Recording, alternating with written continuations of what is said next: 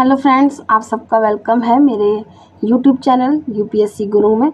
आशा करती हूँ कि अब तक आपने सब वीडियो देख लिए होंगे जो मैंने आप लोगों को अभी बताए हैं। एशियंट हिस्ट्री हम उड़ान मैगज़ीन के नोट्स जो हैं प्लस PYQ के साथ हम उसको कवर कर चुके हैं। जिन बच्चों ने नहीं देखे हैं तो आप लोग प्लीज़ वो वीडियो सारे देखें, उसमें सारे इंपॉर्टेंट नोट्स हैं, उनको ज़रूर देखिएगा आप लोग। और अभी हम कर रहे हैं NCERT क्लास 6 की NCERT चल रही है हमारी हिस्ट्री की। 8th 9th 10th मैंने आप लोगों को ऑलरेडी करा दिया है, 6th 7th रह गया था, वो भी चल रहा है। और आज हम करेंगे 6th क्लास का 11th चैप्टर, नए साम्राज्य और राज्य। आगे बढ़ने से पहले आप लोगों से रिक्वेस्ट रहेगा कि आप लोग चैनल को सब्सक्राइब करें, बेल आइकन प्रेस करें, ताकि कोई भी नया वीडियो बने तो आप लोगों तक उसकी नोटिफिकेशन सबसे पहले पहुंच जाए। कहीं भी आपको कोई दिक्कत हो तो प्लीज़ मुझे कमेंट बॉक्स में ज़रूर बताइएगा। तो स्टार्ट करते हैं। हरिशेन समुद्रगुप्त का दरबारी कवि था। इलाहाबाद का अशोक स्तंभ अभिलेख समुद्रगुप्त के शासनकाल के बारे में जानकारी देता है। इस पर समुद्रगुप्त के दरबारी कवि हरिशेन ने संस्कृत भाषा में प्रशंसात्मक वर्णन प्रस्तुत किया है। इसे लगभग 1200 वर्ष पूर्व लिखा गया था। इसे ही प्रयाग प्रशस्ति या समुद्रगुप्त की प्रशस्ति कहा गया है। नोट करेंगे आप इसको। प्रशस्ति का अर्थ प्रशंसा होता है। इसमें उसकी विजयों का वर्णन है, यानी कि जो उसने जीता उसके वर्णन है इसमें उसे ईश्वर के बराबर बताया गया है। इसमें समुद्रगुप्त की योद्धा और उत्कृष्ट कवि के रूप में भी प्रशंसा की गई है। समुद्रगुप्त एक संगीत प्रेमी राजा था। वह वीणा बजाता था। उसके इस गुण को सिक्कों पर भी दिखाया गया है। यहाँ पे आप समुद्रगुप्त के बारे में जान रहे हैं। उम्मीद है कि आप लोगों को अच्छे से ही समझ में आएगा। अगर बुक में पढ़ोगे तो बहुत लेंथी है। यहाँ पे मेन पॉइंट ही मैंने ऐड किए हैं, कि मैंने खुद नोट्स रेडी करे हैं। आई होप कि आप लोगों को पसंद आएंगे, और जो मैंने पहले आप लोगों को नोट्स बता चुकी हूँ कि वो आप लोगों को ज़रूर पसंद आए होंगे और आप लोगों ने उनका पूरा नोट किया होगा।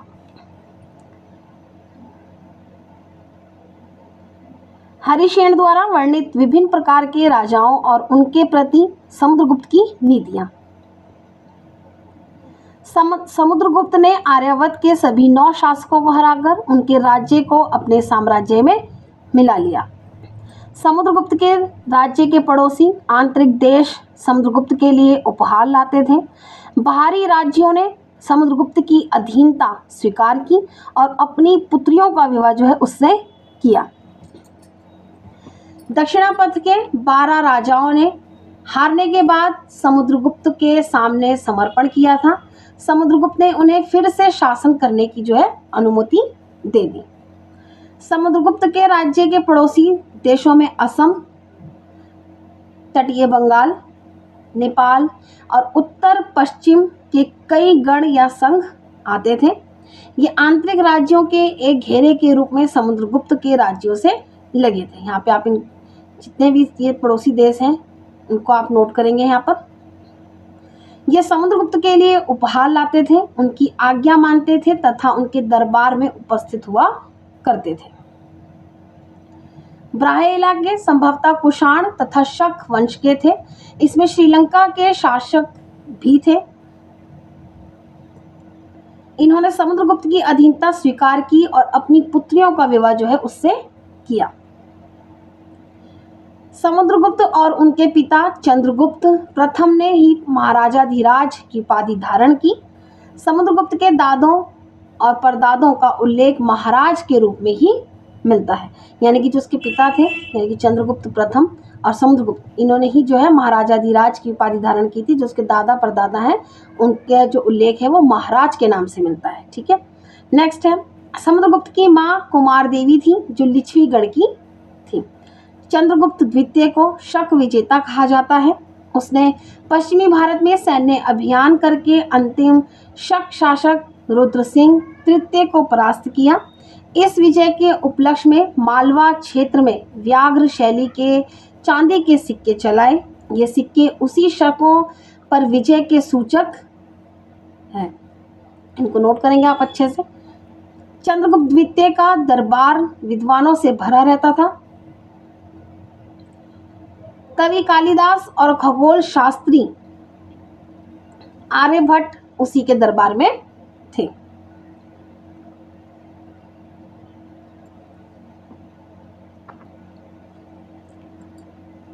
बाणभट्ट हर्षवर्धन के दरबारी कवि थे। इन्होंने हर्षवर्धन की जीवनी हर्षचरित लिखी।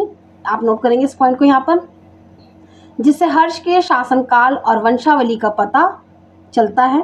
यहाँ पे चलता, हर्ष ने लगभग 1400 वर्ष पूर्व शासन किया था। चीनी तीर्थयात्री ह्वेनसांग हर्ष के काल में भारत आया। वह काफी समय के लिए हर्ष के दरबार में भी रहा। उसने यहाँ जो कुछ देखा उसका विस्तृत विवरण दिया है। मगध और बंगाल को जीतकर हर्ष को पूर्व में जितनी सफलता मिली थी उतनी अन्य जगहों पर नहीं मिली। नोट करेंगे इसको। जब उसने नर्मदा नदी को पार कर दक्कन की ओर बढ़ने का प्रयास किया तब चालुक्य नरेश पुलकेशिन द्वितीय ने उसे रोक दिया। यहाँ पे नोट करेंगे आप। पल्लवों की राजधानी कांचीपुरम थी। पल्लवों का राज्य कांचीपुरम के आसपास के क्षेत्रों से लेकर कावेरी नदी के डेल्टा तक फैला था। चालुक्यों की पहली राजधानी ऐहोल, जो एक प्रमुख व्यापारिक केंद्र था, धीरे धीरे यह एक धार्मिक केंद्र भी बन गया। वहाँ कई मंदिर थे। चालुक्यों का राज्य कृष्णा और तुंगभद्रा नदियों के बीच स्थित था। यह क्षेत्र रायचूर दोआब कहलाता है। पुलकेशिन प्रथम के दौरान चालुक्यों की राजधानी बादामी स्थानांतरित की गई थी।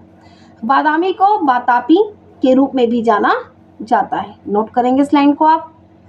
रविकीर्ति पुलकेशिन द्वितीय के दरबारी कवि थे। पुलकेशिन द्वितीय सबसे प्रसिद्ध चालुक्य राजा था। उसके बारे में रविकीर्ति द्वारा रचित प्रशस्ति से प्राप्त पता चलता है कि इसमें उसकी 4 पीढ़ियों के बारे में बताया गया है।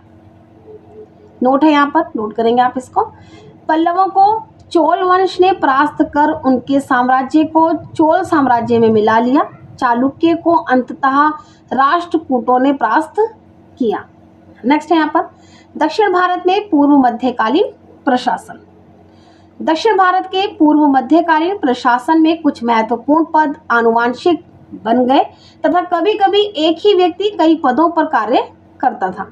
जैसे हरिसेन अपने पिता की तरह महादंड नायक बने, साथ ही उसे कुमारामात्या भी बनाया गया।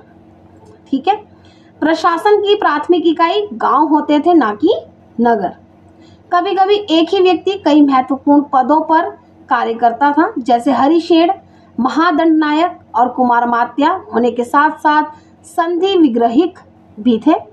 नगर श्रेणी मुख्य बैंकर, सार्थवाह व्यापारियों के काफिले का नेता, प्रथम कुलीन प्रमुख बैंकर, कायस्थ मुख्य शिल्पकार। प्रथम कुलीन मुख्य शिल्पकार तथा कायस्थ लिपियों के प्रधान होते थे। इन सभी का दक्षिण भारत में स्थानीय प्रशासन में बहुत बोलबाला रहता था। नेक्स्ट है पूर्व मध्यकालीन सामंत। इन्हें कोई नियमित वेतन नहीं दिया जाता था।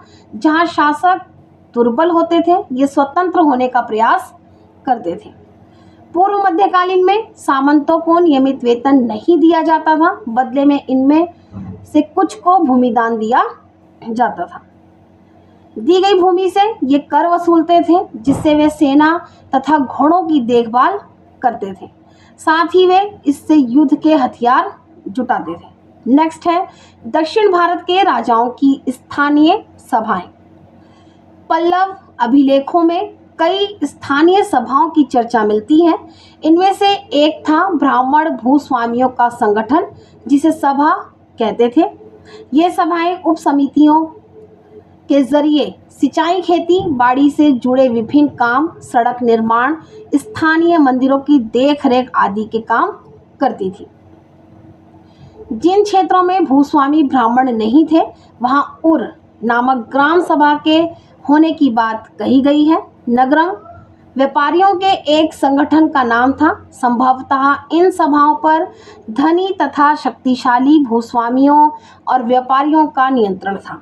इनमें बहुत सी स्थानीय सभाएं शताब्दियों तक काम करती रहीं, यानी कि इनमें से बहुत सी स्थानीय सभाएं ऐसी थी जो शताब्दियों तक काम करती रहीं। नोट है यहाँ पर, इसको नोट करिएगा। कालिदास का सबसे प्रसिद्ध नाटक अभिज्ञान शाकुंतलम दुष्यंत नामक एक राजा और शकुंतला नाम की एक युवती की एक प्रेम कहानी है। कालिदास अपने नाटकों में राज दरबार के जीवन चित्रण के लिए प्रसिद्ध है। इन नाटकों में एक रोचक बात यह है कि राजा और अधिकांश ब्राह्मणों को संस्कृत बोलते हुए दिखाया गया है, जबकि अन्य लोग तथा महिलाएं प्राकृत बोलते हुए दिखाए गए हैं। नोट है यहाँ पर, पैगंबर मोहम्मद द्वारा इस्लाम नामक नए धर्म की शुरुआत लगभग 1400 वर्ष पूर्व की गई थी, जो 100 सालों के दौरान उत्तरी अफ्रीका, स्पेन, ईरान और भारत में फैल गया। इसको आप नोट करेंगे यहाँ पर। अरब व्यापारी तथा नाविकों ने भारत और यूरोप के बीच समुद्र व्यापार बढ़ाने में महत्वपूर्ण भूमिका निभाई थी, अतः वे इस उपमहाद्वीप की तटीय बस्तियों से पहले से ही परिचित थे। इसी आवागमन के क्रम में वे अपने साथ इस नए धर्म को भी ले गए।